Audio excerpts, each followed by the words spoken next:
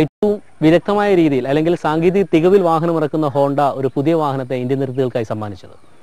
Honda CBR 250. ഈ വാഹനത്തിൻ്റെ പവറും ഇതിൻ്റെ ഒരു ഡിസൈനും സ്റ്റൈലുമാണ് ഇന്നത്തെ ഫാസ്ട്രാക്കിലൂടെ നമ്മൾ മനസ്സിലാക്കാൻ പോകുന്നത്.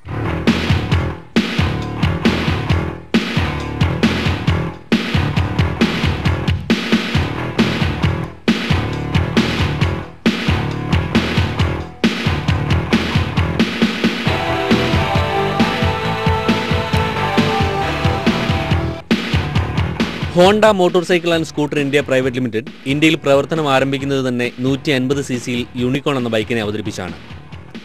ആദ്യമായി ഇന്ത്യയിൽ ഇറക്കിയ മോണോഷോക്ക് ബൈക്ക് എന്ന പ്രത്യേകതയും ഈ വാഹനത്തിനുണ്ട്. ഇത്തരത്തിൽ വ്യത്യസ്തവും നൂതനവുമായ സവിശേഷതയിലും സാങ്കേതിക തികവിലും വാഹനമിറക്കുന്ന ഹോണ്ടയുടെ പുത്തൻ താരമാണ് CBR 250R.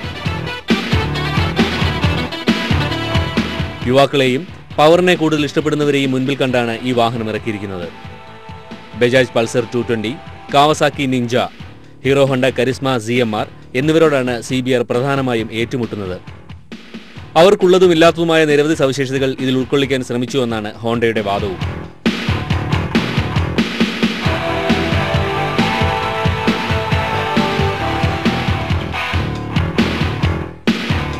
ഡിസൈൻ പാർട്ട് തന്നെയാണ് ഈ വാഹനത്തെ ഒറ്റ നോട്ടത്തിൽ നമ്മൾ ഈ വാഹനത്തെ കൂടുതൽ ഇതിലേക്ക് താല്പര്യം തോന്നിക്കുന്നത്. നമ്മൾ പൊതുവിൽ കാണുന്ന ഒരു സൂപ്പർ ബൈക്കിൻ്റെ അതേ ഡിസൈനിൽ തന്നെയാണ് ഇതിൻ്റെ ഓരോ ഘടകങ്ങളും ഹോണ്ട ഒരുക്കിയിരിക്കുന്നതെന്ന് നമുക്ക് കാഴ്ചയിൽ മനസ്സിലാക്കാൻ സാധിക്കും. അതിന് ഏറ്റവും നമ്മൾ എടുത്തു പറയേണ്ടത് ഇതിൻ്റെ ഒരു മുൻഭാഗം തന്നെ നമുക്ക് നോക്കാം. മുൻഭാഗത്ത് നോക്കിക്കഴിഞ്ഞാൽ വളരെ വ്യത്യസ്തമായ രീതിയിൽ ഡിസൈൻ ചെയ്തിരിക്കുന്ന ഒരു ഫ്രണ്ട് പോർഷനാണ്. അതുപോലെ തന്നെ ആ ഒരു ഹെഡ് ലാമ്പിൻ്റെ ഡിസൈൻ ആണെങ്കിലും ശരി, വളരെ ഷാർപ്പായ ഒരു കണ്ണ് പോലെ തോന്നുന്ന രീതിയിലാണ് അതിൻ്റെ രണ്ട് സൈഡിൽ ഓരോ ലൈറ്റുകളും അതുപോലെ തന്നെ ആ ഒരു ഹെഡ് ലാമ്പിൻ്റെ ഡിസൈനും ഒക്കെ. പിന്നെ ആ ഒരു സ്പോട്ടി ഫീൽ കൂടുതലായി ലഭിക്കുന്നതിൻ്റെ ഭാഗമായി എൻ്റെ ഒരു സൈഡ് കൗള്, അതായത് ഫ്രണ്ട് പോർഷൻ പൂർണ്ണമായിട്ട് കവർ ചെയ്യത്തക്ക രീതിയിൽ തന്നെ ഘടിപ്പിച്ചിരിക്കുന്നു. ഇത് പ്രത്യേകിച്ച് നമുക്കൊരു എന്താ പറയുക, ഒരു വിദേശ നിർമ്മിത വാഹനങ്ങളുടെ ആ ഒരു ഡിസൈൻ എത്തരത്തിലാണ് എന്ന് കൂടുതൽ തെളിയിക്കുന്ന തരത്തിൽ തന്നെയാണ്. പിന്നെ വളരെ ഈ ഒരു ഇത് ഹാൻഡിൽ മാത്രമാണ് അതിൻ്റെ ശരിക്കും നമുക്ക് ഇത് ഫംഗ്ഷൻ. അപ്പം അത് നോക്കിക്കഴിഞ്ഞാൽ കൃത്യമായിട്ട് അതിൻ്റെ ഒരു മീറ്റർ കൺസോൾ, ഒരു സിംഗിൾ മീറ്റർ കൺസോളാണ്, സ്പോർട്ടിയായ മീറ്റർ കൺസോളാണ്, LCDയോട് കൂടി ചേർന്നതാണ്. അതുപോലെ അതിൻ്റെ താഴെയായിട്ട് നമുക്ക് ആ ഒരു ഡിജിറ്റൽ ഡിസ്പ്ലേ കാണാൻ സാധിക്കുന്നു. മറ്റൊന്ന്, ഈ വാഹനത്തിൻ്റെ അതായത് ടൈം, അതുപോലെ തന്നെ ട്രിപ്പ് മീറ്റർ, ഓഡോമീറ്റർ, കാരണം മറ്റ് ഫ്യൂവൽ ഗേജ്, കാരണം നമുക്ക് അറിയേണ്ട കാര്യങ്ങളൊക്കെ ഈ മീറ്ററിലൂടെ അറിയാൻ സാധിക്കുന്നു എന്നുള്ളത് എടുത്തു പറയേണ്ട ഒരു കാര്യമാണ്. പിന്നെ മറ്റൊന്ന്, ആ ഒരു ലൈറ്റ് ഇൻഡിക്കേഷൻ ഇതിൻ്റെ പ്രത്യേകിച്ച് ഈ ഒരു അലൂമിനിയം ഫിനിഷോട് കൂടി കൊടുത്തിരിക്കുന്നതിൻ്റെ ലെഫ്റ്റ് സൈഡിലായിട്ട് കൊടുത്തിരിക്കുന്നു. ടാങ്ക് ആണെങ്കിലും ശരി ആ ഒരു സ്പോർട്ടി ഫീലിൽ തന്നെ, എന്നാൽ ഇരിക്കുന്നവർക്ക് അധികം ബുദ്ധിമുട്ടുണ്ടാകാത്ത രീതിയിൽ, അല്ലെങ്കിൽ ഓടിക്കുന്നവർക്ക് കുറച്ചുകൂടി കംഫർട്ട് ഉണ്ടാകാത്ത രീതിയിൽ തന്നെ ക്രമീകരിച്ചിരിക്കുകയാണ്.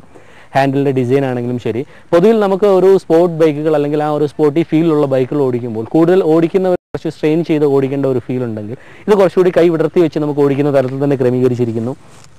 മറ്റൊന്ന്, ഇത് വളരെ സ്പോർട്ടി ആയിട്ടുള്ള ഒരു ഗിയർ ലിവറും അതുപോലെ തന്നെ ഒരു ബ്രേക്ക് ലിവറുമാണ്.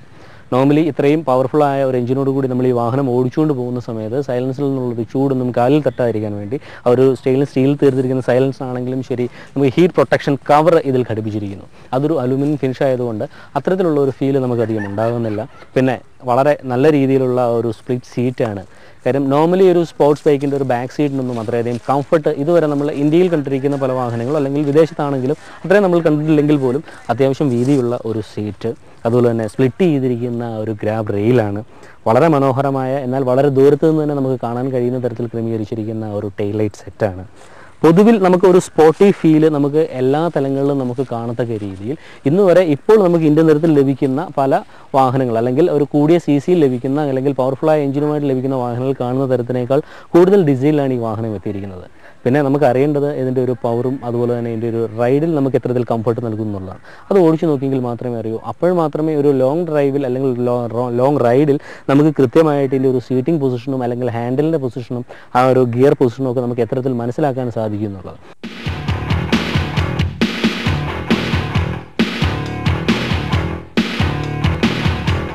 വ്യത്യസ്തമാർന്നതും ഭംഗിയേറിയതുമായ ഡിസൈനിലാണ് ഈ വാഹനം എത്തിയത്. എന്നാൽ ഡിസൈനിങ്ങിലെ ചില ഘടകങ്ങൾ ഇവരുടെ തന്നെ കൂടിയ മോഡലായ VFR 1200 cc നിന്നും കടം കൊണ്ടിട്ടുള്ളതാണ്.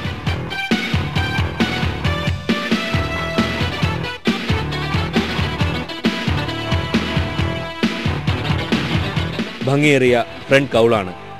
എയ്റോഡൈനാമിക് ശൈലിയിലാണ് ഈ വാഹനം എത്തിയത്. ഈ ഫ്രണ്ട് കൗളിനുള്ളിൽ തന്നെ കാർബറേറ്റർ ഘടിപ്പിച്ചിരിക്കുന്നു. മുൻഭാഗത്തിന്റെ ഡിസൈൻ ആനുപാതികമായി തന്നെ പുറകുവശവും ഡിസൈൻ ചെയ്തു.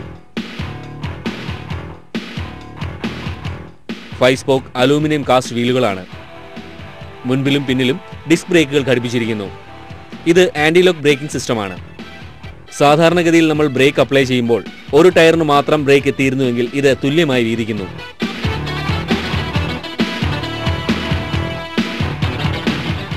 ഡ്യുവൽ ടോൺ നിറമാണ് ബോഡിക്ക് നൽകിയിരിക്കുന്നത്. യൂണിക്കോണിൽ ഉപയോഗിച്ചതുപോലെ മോണോഷോക്ക് സസ്പെൻഷൻ ഈ വാഹനത്തിൽ ഉപയോഗിച്ചു. റോളിംഗ് സസ്പെൻഷൻ എന്നാണ് ഹോണ്ട ഇതിനെ വിശേഷിപ്പിച്ചിരിക്കുന്നത്.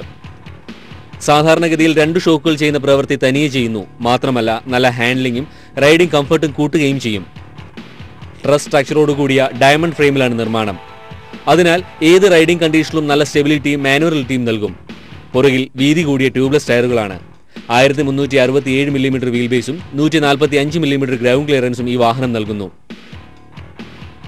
167 കിലോഗ്രാം ഭാരമാണ് ഈ വാഹനത്തിന്.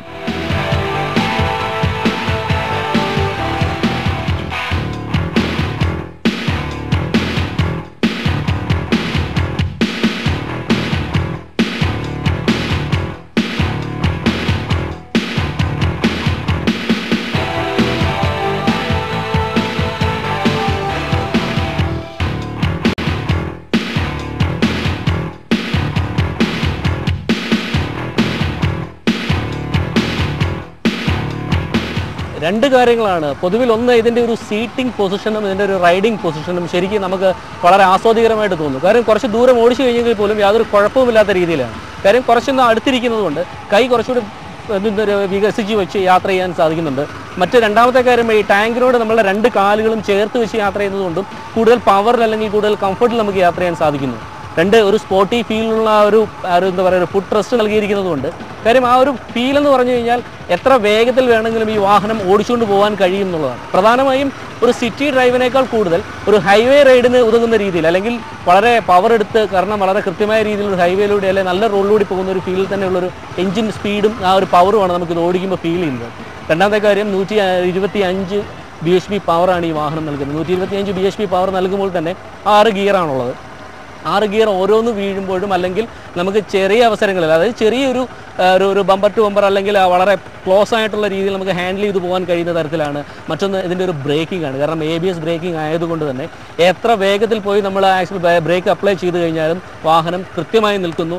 പൊതുവിൽ ഒരു പവർഫുൾ ബൈക്കിൽ അല്ലെങ്കിൽ അങ്ങനെ നമ്മളൊരു വാഹനത്തിൻ്റെ ഒരു ഫ്രണ്ട് ബ്രേക്കോ അല്ലെങ്കിൽ ഏതെങ്കിലും ബ്രേക്ക് മാത്രം അപ്ലൈ ചെയ്യുന്ന സമയത്ത് വാഹനം സ്കിഡ് ചെയ്ത് പോകുന്ന ഒരു പ്രവണതയുണ്ടെങ്കിൽ ഈ വാഹനത്തിൽ അത്തരത്തിലും യാതൊരു പ്രവണത ഇല്ല എന്നുള്ളത് നമുക്ക് ഈ റൈഡിംഗ് കംഫർട്ടിൽ ഫീൽ ചെയ്യുന്നതാണ്. അത്യാവശ്യം നല്ല സ്പോർട്ടി ഫീലിൽ നല്ല പവർ എടുത്ത് പോകത്തക്ക രീതിയിലുള്ള ഒരു സീറ്റിംഗ് പൊസിഷനും ആ ഒരു റൈഡിംഗ് കംഫർട്ടും ഈ വാഹനം നൽകുന്നുണ്ട്.